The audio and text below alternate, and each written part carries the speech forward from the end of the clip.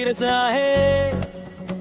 आयुष्य कसं बदलत काही दिवसातच सगळं. ठरना डिग्री फिरून जात कधी कधी प्रेम गुड मार्गानी. काम करत एका दिवशी जाग येते आणि सगळं अचानक नाही होत.